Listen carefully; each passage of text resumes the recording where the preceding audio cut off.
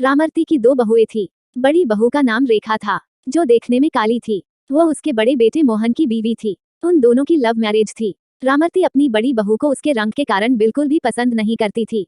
उसकी छोटी बहू का नाम कमला था, जो कि उसके छोटे बेटे रवि की बीवी थी। रामरती छोटी बहू कमला को बहुत पसंद करती थी, क्योंकि वह देखने में सुंदर थी और उसको रवि के लिए उसने पसंद किया था।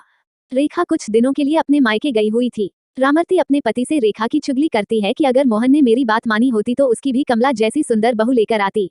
रामरती का पति भी अपनी पत्नी को समझाता था कि रंग रूप से कुछ नहीं होता, व्यक्ति के गुण मायने रखते हैं।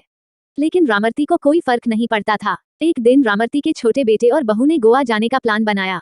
उनको 2 दिन बाद गोवा जाना था। अगले दिन रामरती की कमर में बहुत दर्द होने लगा। उसको डॉक्टर के पास जाना था तो उसने अपने छोटे बेटे रवि को कहा, तो रवि ने बोला कि आज हमें शॉपिंग करने के लिए मार्केट जाना है, आप बड़े भाई के साथ चले जाइए। शाम को जब वह घर लौटे तो रामरती की तबीयत ज्यादा खराब थी और घर पर डॉक्टर आए हुए थे। डॉक्टर ने रामरती को 1 हफ्ते बेड रेस्ट की सलाह दी। रवि के पिता ने रवि को गोवा में बाद में जाने की सलाह दी। तब छोटी बहू कमला बोली कि हमने गोवा जाने का बहुत दिन से प्लान किया हुआ है। माँ जी तो रोज रोज बीमार होती है। यह कहकर चली गई। मोहन बोला, पिताजी कोई बात नहीं, मैं रेखा को कल सुबह ही बुला लूंगा। अगले दिन रवि और उसकी बीवी गोवा चले गए। रेखा को जैसे ही पता चला कि माँ जी की तबीयत खराब है, वह तुरंत घर पर पहुंच गई।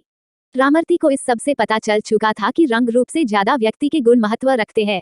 वह जिस छोटी बहू को अच्छा समझती थी उसके गुणों ने उसको डैक पहुंचाया, जबकि जिस बड़ी बहू रेखा को वो पसंद नहीं करती थी उसके अच्छे गुणों से वह बहुत खुश थी।